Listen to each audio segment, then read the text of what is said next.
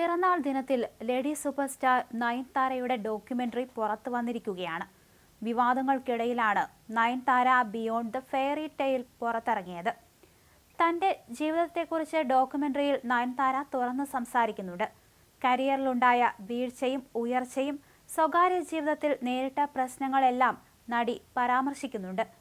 പ്രഭുദേവയുടെ പേരെടുത്ത് പറയുന്നില്ലെങ്കിലും ഡോക്യുമെന്ററിയിലെ പ്രധാന ഭാഗങ്ങളിലൊന്ന് പ്രഭുദേവയുമായി ബന്ധപ്പെട്ടതാണ്.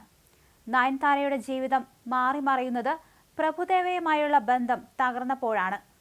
പ്രഭുദേവയ്ക്കൊപ്പം ജീവിക്കാൻ വേണ്ടി മതം പോലും മാറിയിരുന്നു നയൻതാര. കരിയർ വിടാനും തീരുമാനിച്ചു.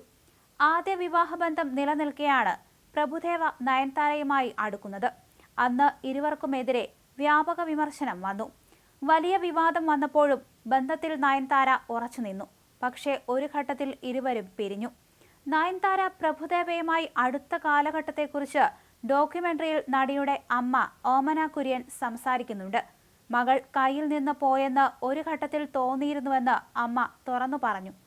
ആദ്യമായിട്ടാണ് നയൻതാരയും അമ്മയും ഇതേക്കുറിച്ച് പരസ്യമായി സംസാരിക്കുന്നത്. ഞങ്ങളുടെ ചെട്ടിക്കുളങ്ങര അമ്മയുണ്ട്. രാവിലെ എഴുന്നേറ്റാലുടനെ അമ്മയുടെ അടുത്ത് പോയാണ് ഞാൻ പ്രാർത്ഥിക്കുന്നത്. യേശുവിനെയും പ്രാർത്ഥിക്കും. അതും ഇതുമുണ്ട്. ആ അമ്മയാണ് എനിക്കെൻ്റെ മോളെ തിരിച്ചു തന്നത്. ഇവൾ കയ്യിൽ നിന്ന് പോയി എന്ന് വിചാരിച്ച സമയമുണ്ട്.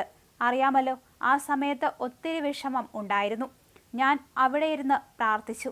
എനിക്കെൻ്റെ മോളെ തിരിച്ചു തരണം, വേറൊന്നും വേണ്ട എന്ന് പ്രാർത്ഥിച്ചെന്ന് അമ്മ പറയുന്നു. എൻ്റെ മോളെ എനിക്കറിയാം. ദൈവം കഴിഞ്ഞാൽ എനിക്കാണ് അറിയുന്നത്. ഒരു ദോഷവും വരില്ലെന്ന് എനിക്കറിയാം. ആ 2 വർഷം മാറി നിന്നപ്പോഴും മകൾ എന്നോട് പറഞ്ഞിട്ടുണ്ട്, നമുക്ക് ജീവിക്കാൻ ധൈര്യം ദൈവം തന്നിട്ടുണ്ടെന്നും നയൻതാരയുടെ അമ്മ വ്യക്തമാക്കി. ഇതേക്കുറിച്ച് നയൻതാരയും സംസാരിച്ചു. അമ്മയെ ഒരുപാട് പേർ വിളിച്ച് മകളെ വിവാഹം ചെയ്യിക്കെന്ന് പറഞ്ഞു. കാരണം എല്ലാം അവസാനിച്ചു.